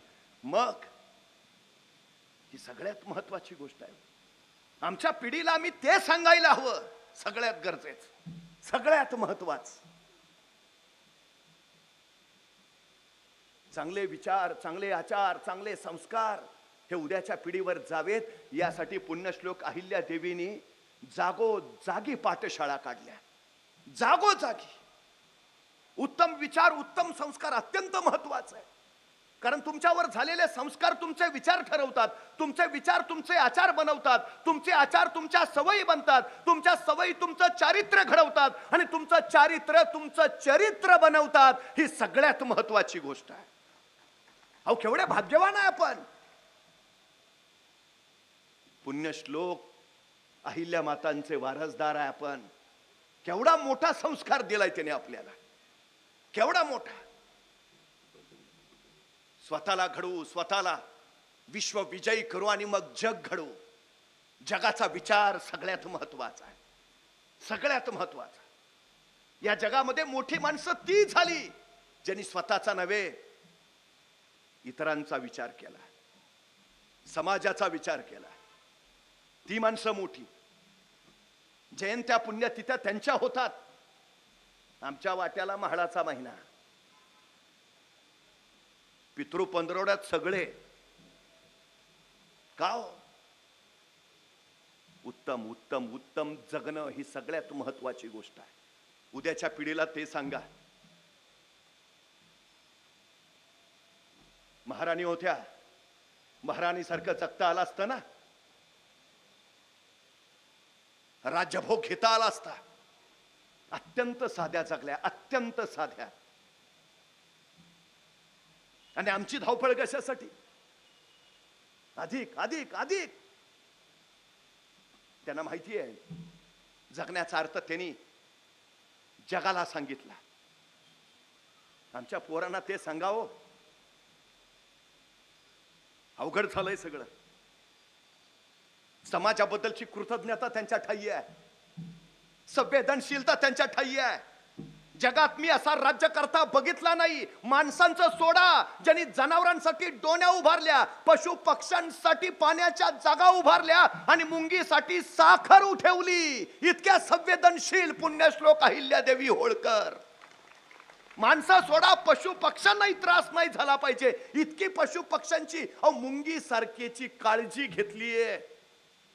ही कृतज्ञता आहे, ही संवेदनशीलता आहे. ती कृतज्ञता आमच्यात आहे. ज्या काळात माझ्या महाराष्ट्रात शाळा नव्हत्या, माझ्या महाराष्ट्रात एकही वृद्धाश्रम नव्हता, पण माझ्या महाराष्ट्रातली पोरं शिकली आणि तालुक्याला वृद्धाश्रमांची निर्मिती झाली. जा एखाद्या वृद्धाश्रमात अनेक म्हातारी जोडपी खितपत पडली दिसतील, सहज एखादा प्रश्न विचारा, तुमची पोरं काय करतात? त्या वृद्धाश्रमातला वृद्ध सांगेल, माझा पोरगा डॉक्टर आहे, माझा पोरगा इंजिनियर आहे, माझा पोरगा वकील आहे, माझा पोरगा प्राध्यापक आहे. त्या वृद्धाश्रमातला एकही वृद्ध असा नाही म्हणणार की माझा पोरगा अडाणी शेतकरी आहे. कारण अडाण्या शेतकऱ्याचे आई बाप कधीच वृद्धाश्रमात जात नाहीत, ही वस्तुस्थिती आहे. जातात शिकल्या सवरलेल्यांच. मग हे शिक्षण मिळालं, मग जी पोरं स्वतःच्या आई बापाला सांभाळू शकत नाहीत, ती पोरं समाज काय सांभाळणार? त्यांनी कशाला नाव घ्यावं पुण्यश्लोक अहिल्या मातांच, ज्यांनी जग आपलं मानून साऱ्यांचा सांभाळ केला. आमच्या ठाई कृतज्ञता नाही ती. एका वृद्धाश्रमात एकानं आपल्या आईला ठेवलंय. त्या आईला जाणीव झाली आता आपण फार काळ जगत नाही. तिने पोरला निरोप पाठवला, मला मरण्यापूर्वी तुला एकदा बघायचं आहे, एकदा येऊन जा. पोरगा गेलं वृद्धाश्रमात आईला भेटायला. आईचा हातात घेतला. आईला म्हणाला, आई का ग असं म्हणते? नाही रे बाबा, झाला आता, जायची वेळ आली, अंतकाळ जवळ आलाय रे, एकदा तुला बघावं वाटलं म्हणून बोलावलं. तसा पोरगा म्हटला, आई पण काही शेवटची इच्छा असेल तर सांग. आई म्हटली, तशी काही नाही रे, पण एक इच्छा आहे. म्हणे काय? या वृद्धाश्रमांच्या खिडक्यांना तेवढ्या जाळ्या लावून घे. तो पोरगा म्हटला, का ग? खूप मच्छर येतात रे, रात्रभर त्रास देतात. तसा पोरगा म्हटला, मग आई हे आधी नाही का सांगायचं? आता तुझी जायची वेळ झाली आणि आता तू सांगते खिडक्यांना जाळ्या लावून घे, आता तुला काय उपयोग? आई म्हटली, माझ्यासाठी नाही रे, तुझं पोरग ज्यावेळी तुला ह्या वृद्धाश्रमात ठेवेल त्यावेळी तुला मच्छर चावू नयेत म्हणून सांगितलं.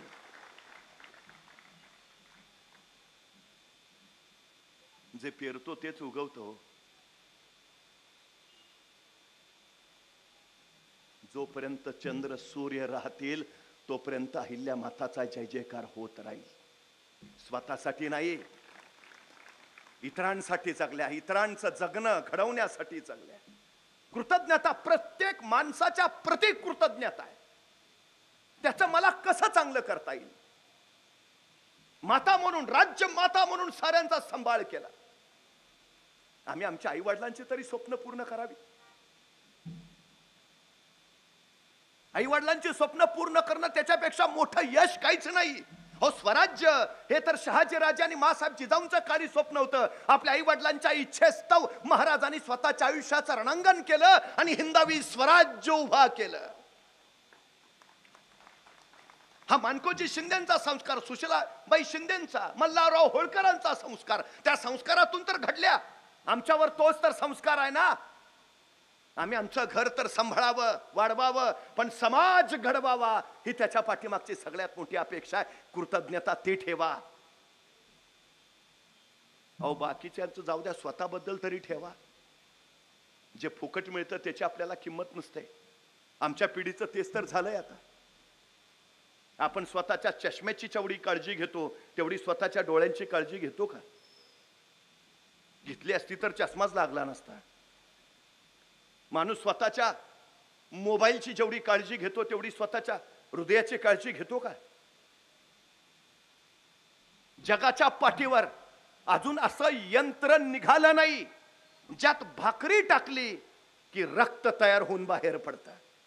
असं अलौकिकानी अद्भुत शरीर नावाचं यंत्र त्या परमेश्वरानं आम्हाला दिलंय. काळजी घेतली पाहिजे ना. घेतो का मी? सर्व्हिस सेंटर मधनं फोन आला, गाडीचं सर्व्हिसिंग आलंय, पळत जाऊन गाडीचं सर्व्हिसिंग करतो. स्वतःच्या शरीराचं सर्व्हिसिंग कधी केलंय? काळजी घेतलीये?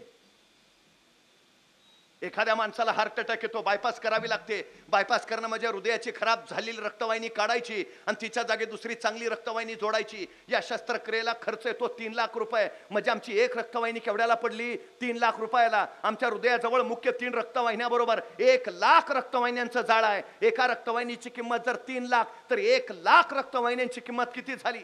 2 डोळे दिलेत आम्हाला, एखादा डोळा बाद होतो, नवा डोळा बसवता येतो. एका नव्या डोळ्याची किंमत आहे 20 लाख, 2 डोळ्याची किंमत झाली 40 लाख. 2 किडन्या दिल्यात, माणसं नको ते अपेपान करतात, किडन्या बाद होतात, माणसं डायलिसिसवर जातात. डॉक्टर सांगतात जगायचं असेल तर किडनी बदलून घ्या, किडनी बदलून मिळते. एका नव्या किडनीची किंमत आहे 40 लाख, 2 किडन्याची किंमत झाली 80 लाख. म्हणजे आमची एक रक्तवाहिनी 3 लाखाची, डोळ्या 40 लाखाच्या, किडन्या 80 लाखाच्या. असा जर शरीराच्या अवयवाचा हिशोब केला तर शरीराची किंमत जाते कोट्यावधी अब्जावधी रुपयांच्या पुढं. अरे त्या परमेश्वरानं जन्माला घालताना ही अब्जावधी रुपयांची शरीर नावाची प्रॉपर्टी देऊन पाठवलंय. ही प्रॉपर्टी जपाना,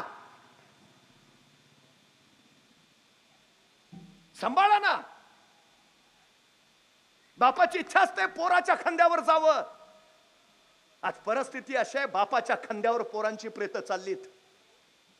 कसला समाज घडवतो आम्ही? ते दुःख भोगलंय अहिल्या मातानी. भर तारुण्यात पुत्र गेला, डोळ्यात देखत जावई गेला, त्यांच्या चितेवर मुलगी सती गेलीये. निरोगी शरीर संपदा ही निरोगी मनाची ग्वाही देत असते. पराक्रमी माणसं कायमच निरोगी असतात, हे पहिलं लक्षात असू द्या. सगळ्यात महत्वाचं, चुकीच्या गोष्टींकडे वळूच नका, अजिबात नका. आमच्या पोरांना सगळ्यात महत्वाचं ते सांगा, नाहीतर पोरं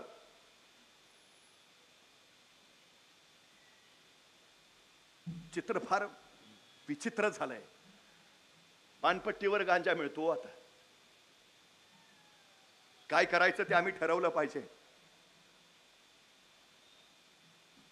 कुणाचा संपन्न वारसा पण पुढे घेऊन जायचा ते एकदा ठरलं पाहिजे. समाज अशा संपन्न माणसातून घडतो, समृद्ध परंपरेतनं घडतो. तो समाज घडवायचा असेल तर आम्हाला पहिल्यांदा सबल, सक्षम आणि समृद्ध झालं पाहिजे. ही आमची सगळ्यात महत्वाची गरज आहे, सगळ्यात महत्वाची. भूतकाळ हा इतिहास पाठीशी घ्यायचाच, पण वर्तमान चालताना नजर भविष्य काळावर ठेवायची. सगळ्या क्षेत्रांचे गड आपण जिंकले पाहिजेत, सगळ्या क्षेत्रांचे.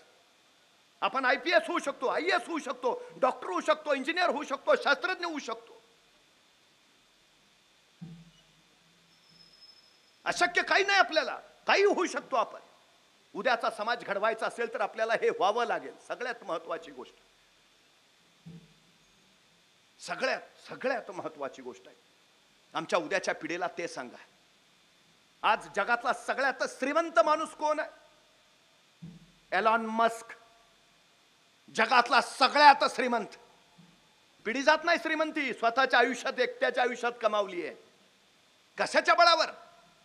तो एका जागी बसला तर आत्ताचा नाही, पुढच्या 10 वर्षाचा विचार करतो. मला पुढच्या 10 वर्षात काय करायचं आहे, आणि एकदा 10 वर्षात काय करायचं आहे ठरलं की मग परत बसतो. 10 वर्षात जे करायचं आहे ते मला एका वर्षात कसं करता येईल.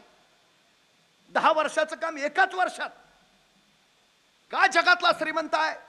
इतर लोकांना जे करायला 10 वर्ष लागतात, पठ्ठ्या एका वर्षात करतो.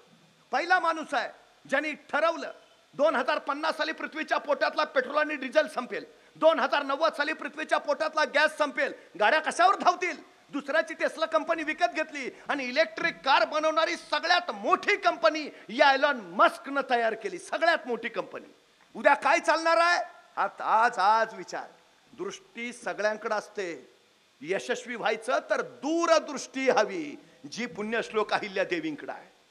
त्या काळात त्यांनी उद्योग उभारलेत, विणकर आणलेत, कारागीर, मजूर, प्रचंड मोठी कामं उभा केलीत. इथल्या सगळ्यांना लोकांना, सगळ्यांना. अर्थव्यवस्था गतिमान कधी होते? प्रत्येकाच्या खिशात पैसा आला की सुतार, लोहार, चांबार, न्हावी, जोशी, गुरावानी, मुलानी, साळी, माळी, धनगर, कोळी, आगरी, भंडारी, सारी सगळ्यांना काम उपलब्ध केलं, सगळ्यांना पोटाला लावलं, सगळ्यांच्या खिशात दाम दिलं. माणसं तेव्हा उभा राहिली. पुढचा विचार. मालेगावला गेलाय, नाशिक जवळच्या. अहिल्या देवींचे पुत्र मालेरावांच्या नावाने वसवलेलं शहर आहे मालेगाव. तिथं विणकर, तिथं वस्त्रोद्योग, उद्योग. कुठेही जावं तुम्ही देशात, कुठेही जा, असं क्षेत्र दिसणार नाही जिथं पुण्यश्लोक अहिल्या देवींच्या कार्याची मुद्रा उमटलेली नाही. कुठंही जा, कुठंही. आम्ही त्यांचे वारसदार, आमच्याही मुद्रा तशा उमटल्या पाहिजेत ना प्रत्येक ठिकाणी. काय करतोय आम्ही? कुठं खर्च करतो आयुष्य? परवा त्या एलॉन मस्कचा 47वा वाढदिवस त्याने साजरा केला. जगातला सगळ्यात श्रीमंत आहे, सगळ्यात श्रीमंत. काय सेलिब्रेशन केलं असेल वाढदिवसाचं? सगळ्या अमेरिकेत बॅनर लागले असतील, आमचे आधारस्तंभ. स्वतःच्या 47व्या वाढदिवशी तो 24 तास अखंड काम करत होता. 24 तास. त्या दिवशी तो 1 मिनिट झोपला नाही. 1 मिनिट. सतत सतत काम. मोठं उगाच नाही होता येत. तुम्ही गोष्टी खर्च करता का त्याची गुंतवणूक करता याच्यावर तुमचं यश ठरतं. पैसा खर्च नका करू, अशा ठिकाणी गुंतवा जो तुम्हाला परतावा देईल. वेळ खर्च नका करू, अशा ठिकाणी गुंतवा जो तुम्हाला परतावा देईल. भावना नको तिथं खर्च नका करू, अशा ठिकाणी गुंतवा ज्या तुम्हाला परतावा देतील. यशस्वी माणूस तो. 300 वर्ष ही 300वी जयंती आहे. गेली 250 वर्ष देशात जेवढ्या धर्मशाळा आहे अहिल्या माताने बांधल्यात, माणसं तिथं राहतायत का नाही? जेवढ्या विहिरी काढल्या पाणी पितायत का नाही? जेवढे तलाव शेतीला पाणी पुरवठा होतोय का नाही? जेवढे कारखाने उद्योगधंदे माणसं जगतायत का नाही? असं काम पिढ्यान पिढ्या चिरंतन सतत सतत सतत सतत काम. आम्हाला तो संदेश घ्या ना. सतत. नको तिथं खर्च नको, नको तिथं वेळ घालवायचा नाही, नको तिथं भावना गुंतवायचा नाही. ध्येयाच्या दिशेनं बस निघा. भारतामध्ये प्रभू श्रीरामापेक्षा हनुमानजींची मंदिरं जास्त आहेत. का? त्यांचं ठरलंय आपल्याला काय करायचंय ते. रावणावर विजय मिळवला, श्रीराम अयोध्येला परत आले आणि त्या युद्धात ज्यांनी सहकार्य केलं होतं त्या सगळ्यांना भेटवस्तू द्यायला सुरुवात केली. सगळे झाले आणि अचानक सीतामातेंचं लक्ष हनुमानजींकडे गेलं. त्यांना काहीच दिलं नव्हतं. काय करावं प्रश्न पडला. शेवटी सीतामातेने स्वतःच्या गळ्यातला मोत्याचा रत्नहार काढला आणि हनुमानजींना भेट म्हणून दिला. बरं वाटलं.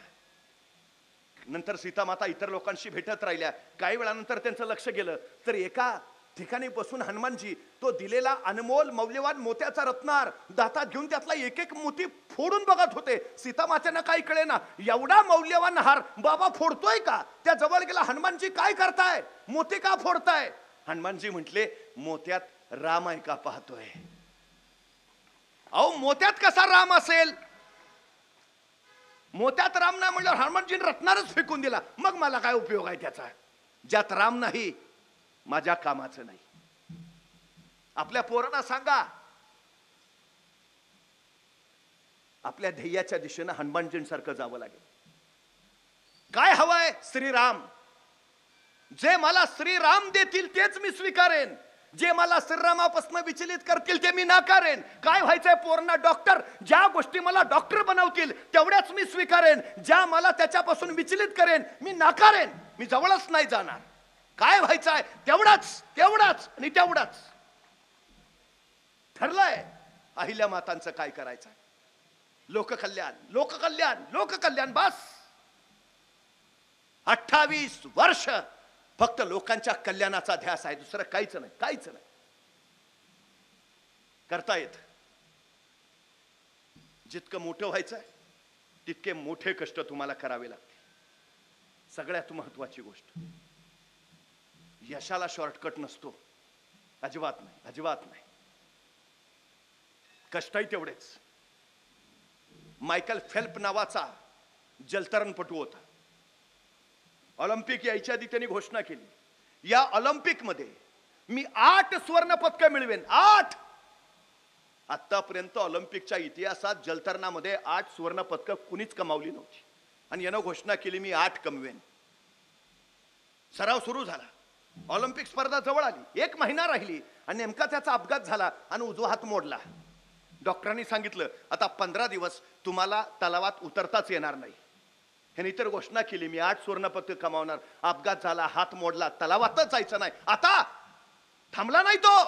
ठीक आहे, तलावात जायचं नाही ना, जलतरणाचा सराव करायचा नाही ना, राहू दे, मी सायकलवर सराव करेन. हाताची ताकद मी माझ्या पायात निर्माण करेन. 15 दिवस सराव करत होता, हाताची ताकद सगळी पायात आणली. 15 दिवसानंतर परत तलावात उतरला. 15 दिवस कसून सराव, ऑलिम्पिक मध्ये उतरला आणि 8च्या 8 स्वर्ण पदक कमावलीच. त्याला पत्रकाराने विचारलं, कसं काय? तो काय म्हटला माहितीये? 36 वर्षापूर्वी एका जलतरणपटून 6 स्वर्ण पदक कमावलेली. मी त्याचा अभ्यास केला. माझ्या लक्षात आलं, 6 स्वर्ण पदक कमवायला रोज 6 तास तलावात सराव करावा लागतो, तेव्हा 6 स्वर्ण पदके मिळतात. माझ्या लक्षात आलं, 6 तास सराव केल्यानं 6 स्वर्ण पदक, मग 8 स्वर्ण पदक कमवायचे असतील, 8 तास पाण्यात सराव केला पाहिजे. गेली 4 वर्ष झाली मी रोज 8 तास पाण्यात आहे, रोज 8 तास पाण्यात. मी रविवारची सुट्टी घेतली नाही, मी दसऱ्याला घरी थांबलो नाही, रोज 8 तास रोज. तेव्हा हे यश मिळाले. तेव्हा तुम्हाला यश मिळवायचं आहे ना, पोरांना सांगा, जेवढं मोठं यश तेवढे कष्ट करावे लागतील, करावेच लागतील. सगळ्यात महत्वाची गोष्ट आहे ती. सोडून द्यावं बाकीच्या गोष्टी सगळ्या. अशक्य काही नसतं जगात, काहीच नाही, काहीच नाही. वन डे क्रिकेटचा जन्म होऊन 2963 मॅचेस झाल्या. वन डेत कुणीच द्विशतक केलं नव्हतं, कुणीच. अशक्य, जमणारच नाही. 50 ओव्हरमध्ये 200 रन शक्य आहे का? अख्खा संघ 250 बाद होतो, 200 कोण करणार? नाही शक्य झालं कुणालाच. 2963 वन डे झाल्या आणि 2010 साली फेब्रुवारी महिन्यात सचिन तेंडुलकर मैदानात उतरला आणि वन डेच्या इतिहासातलं पहिलं द्विशतक सचिन तेंडुलकरनं केलं. कोण म्हणलं करता येत नाही? करता येतं. मोडला विक्रम. अशक्य काही नाही. मग 6 महिन्यात वीरेंद्र सेहवागनं द्विशतक केलं. पुढच्या महिन्यात रोहित शर्मानं 2 द्विशतकं केली. अशक्य काहीच नाही, करता येतं, काहीही करता येतं. पहिल्यांदा ज्यावेळी त्यानं द्विशतक केलं, पत्रकारांनी प्रश्न विचारला.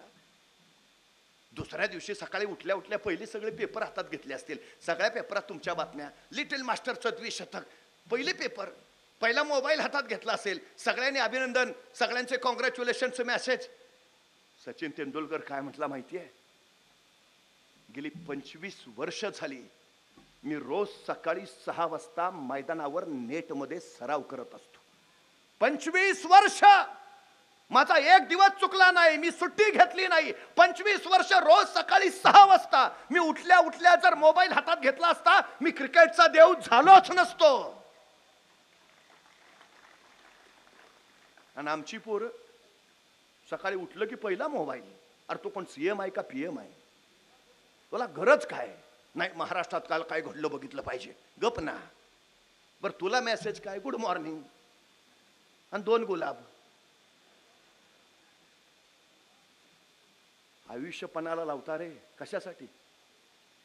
ध्येय ठरवा आणि ध्येयाच्या दिशेनं झपाटून कामाला लागा. यश मिळतं, मिळतं आणि मिळतं हे सांगितलं. समाजाच्या ऋणातून उतराई व्हायचं असेल, माता पित्यांच्या ऋणातून उतराई व्हायचं असेल तर तुम्हाला घडावंच लागेल. पुण्यश्लोक अहिल्या मातानी जो आशीर्वाद आम्हाला दिलाय, त्या आशीर्वादातून उतराई व्हायचं असेल, आम्हाला आमचं आयुष्य घडवावंच लागेल. ही सगळ्यात मोठी महत्वाची गोष्ट आहे. मी नेहमी जाता जाता एक गोष्ट सांगतो. एक छोटंसं खेडेगाव होतं. त्या खेडेगावात एक आई तिचा छोटासा मुलगा.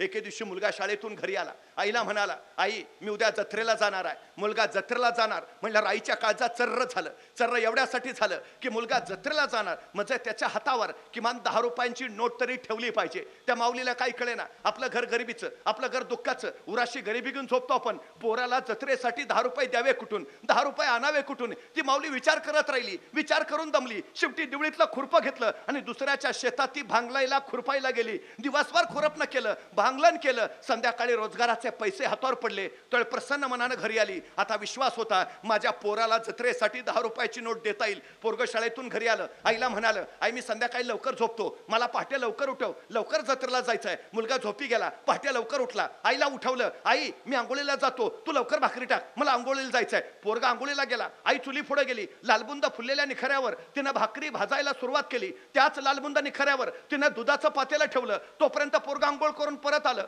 ताटावरून बसलं. आईला म्हणालं, आई लवकर वाढ, उशीर होतोय. आईनं लालबुंद फुललेल्या निखऱ्यावरची भाकरी काढली, मोडली दुमडली, पोराच्या थाळीत टाकली. तोपर्यंत पोराच्या आरोळी घुमली. आई लवकर वाढ, उशीर होतोय. आईनं इकडे तिकडे बघितलं, लालबुंद फुललेल्या निखऱ्यावरचं दुधाचं पातेलं लालबुंद झालं होतं. उचलायला काहीतरी हवं होतं, सापडत नव्हतं. पोराच्या आरोळी घुमत होती. आई लवकर उशीर होतोय. आईनं शेवटी विचार नाही केला. तशाच रिकाम्या बोटाने त्या गरमागरम लालबुंद पातेलं उचललं. चर्र दिशी चटका बसला. कळ पार मस्तकात झिंझिनानं गेली. डोळ्यातनं खळदिशी अश्रू सुटला. वेदना सहन होईनात. हात झटक्यात मागाला, पदरात गुंडाळला गेला. पण तोपर्यंत पोराच्या आरोळी घुमली. आई लवकर वाढ, उशीर होतोय. आईनं भाजल्या बोटांचा विचार नाही केला. त्याच भाजल्या बोटाने त्या गरमागरम लालबुंद पातेलं उचललं. चर्र दिशी चटका बसला. कळ पार मस्तकात थैथयाट घालत गेली. डोळ्यातनं अश्रू सुटले. पण घट्ट धरलं पातेलं. पोराच्या थाळीतनं दूध ओतलं. दूध ओतताना पोरानं बघितलं, आईच्या डोळ्यातनं पाणी येत आहे. पोरग मान खाली घालून दुधात भाकरी कुस्करून निमूटपणे जेवायला लागलं. पोराचं जेवण झालं. पोरग जत्रेला निघालं. आईनं कुशीत घेतलं, डोक्यावरनं हात फिरवला. त्याला सांगितलं, नीट जा, नीट ये, फार वेळ थांबू नको, अंधार पडायच्यात घरी ये. काकोटीला ठेवलेली 10 रुपयाची नोट काढली, पोराच्या हातावर दिली. सांगितलं, काहीतरी खायचं, काहीतरी घ्यायचं, उपाशी राहू नकोस. पोरग 10 रुपयांची नोट घेऊन जत्रेला गेलं. दिवसभर जत्रेत रमलं. घरघर फिरणाऱ्या पाळणे बघितले, जिलेबी बघितली, बथाश बघितली, खेळणी बघितली. हरकून गेलं, बहरून गेलं, आनंदून गेलं जत्रेत. संध्याकाळी अंधार पडायला लागला. पोरग घरी परतायला लागलं. आई दराशी वाट बघत होती. पोरग लांबून येताना दिसलं. आईला हायसं वाटलं. लगबगीनं जवळ गेली. पोरला कुशीत घेतलं, डोक्यावरनं हात फिरवला. त्याला विचारलं, काय काय बघितलं जत्रेत? पाळण्यात बसलास का? जिलेबी खाल्लीस का? अरे 10 रुपये दिले होते तुला, काय केलंस त्याचं? खेळणी घेतलीस का? तसं पोरगा आईच्या कुशीतनं बाजूला झालं. आईला म्हणाल, अगं धीर तर दर, सांगतो तरी. आई म्हणली, सांग ना लवकर, काय आणलंस तर 10 रुपयांचं? तसं पोरगा आईला म्हणाल, आई डोळे मीठ. आई म्हणली, का रे? नाही ना, डोळे मीठ आधी. आईने डोळे मिटले. हा, मिटले डोळे. आता दाखव बघू, काय आणलंयस तर 10 रुपयांचं? तसं पोरगा आईला म्हणाल, आई डोळे मिट, नीट घट्ट, उघडायचे नाहीत अजिबात. आई म्हणली, हो रे बाळा, मिटले डोळे घट्ट. आता दाखव बघू, काय आणलंयस त्या 10 रुपयांचं? आणि त्या 10 रुपयांचं काय आणलंय हे दाखवायला पोरानं खिशात हात घातला आणि खिशात आणलेली 10 रुपयाची सांडशी काढली आणि आईच्या हातावर ठेवली. त्या सांडशीचा सहज स्पर्श त्या माऊलीला झाला आणि डोळ्यातनं खळखळ खळ अश्रू ओकळायला लागले. पोराला उराशी कवटाळलं. धन्य झाली कुसबाजी, तुझ्यासारखं पोर या कुशीत जन्माला आलं. दिवसभर जत्रेत फिरला असेल, घरघर फिरणाऱ्या पाळणे बघितले असेल, भूक लागली असेल, रुपया मोडून पोटाला काहीतरी खावंसं वाटलं असेल, पण पोरग दिवसभर जत्रेत वनवन फिरत राहिलं. ते काळजात एक चटका घेऊन माझ्या आईच्या हाताला चटका बसलाय आणि माझ्या आईच्या हाताला चटका बसू नये म्हणून ते येताना 10 रुपयाची सांडशी, ज्याला मी कैची पक्कड म्हणतो, ते घेऊन आलं. आमची पोरं काय करतायत? दुनियेच्या जत्रेत रमतायत नुसती. काईच्या हाताला चटका बसू नये म्हणून काय करतायत? कारण ज्या पोरांना आईच्या हाताला बसणाऱ्या चटक्यांची जाण असते, त्याच पोरांना समाजाला बसणाऱ्या चटक्यांची जाण असते आणि त्याच पोरांना राष्ट्राला बसणाऱ्या चटक्यांची जाण. पुण्यश्लोक अहिल्यामाता होळकरांच्या या जयंती सोहळ्याच्या निमित्तानं आमच्या प्रत्येकाच्या उरात एक ठिणगी चेतावी, पेटावी. तुमच्या कार्यकर्तृत्वाच्या बळावर तिची मशाल व्हावी आणि पुण्यश्लोक अहिल्यामाता होळकरांना अपेक्षित असा समाज घडावा. समाजकारण करणारे धुरीण तयार व्हावेत, त्यांनी राष्ट्र घडवावं अशी अपेक्षा व्यक्त करतो. थांबतो. धन्यवाद.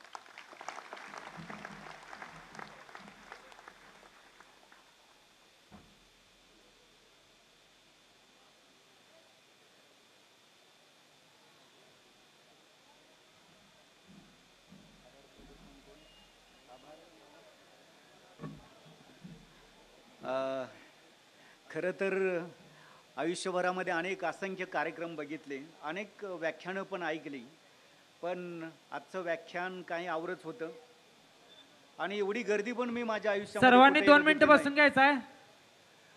आपण पट्टणकोडोलीच्या विठ्ठल बिरदेव यात्रेनिमित्त हे संपूर्ण पटांगण भरलेलं यापूर्वी अनेकदा बघितलेलं आहे, पण इतिहासात पहिल्यांदाच पुण्यश्लोक लोकमाता राजमाता अहिल्यादेवी होळकर यांच्या नावानं देखील हे पटांगण भरू शकतं, ही किमया या ठिकाणी पट्टणकोडोलीच्या सर्व ग्रामस्थांनी आणि पुजारी बांधवांनी आणि कार्यकर्त्यांनी घडवून आणली, करून दाखवली. त्यामुळे मी सर्व कार्यकर्त्यांचे आभार व्यक्त करतो.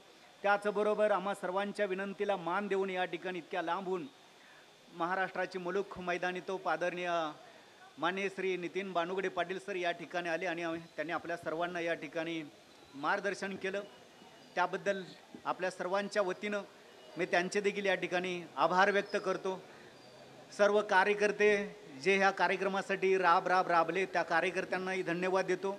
त्याचबरोबर सर्वात महत्त्वाचं म्हणजे एवढ्या मोठ्या संख्येनं, विक्रमी संख्येनं ऐतिहासिक कार्यक्रमाला हजेरी लावली आणि हा कार्यक्रम ऐतिहासिक करून टाकला. त्याबद्दल तुम्हा सर्वांचं देखील या ठिकाणी आभार व्यक्त करतो आणि सर्वांच्या आभारानं हा कार्यक्रम या ठिकाणी संपला असं मी जाहीर करतो. धन्यवाद.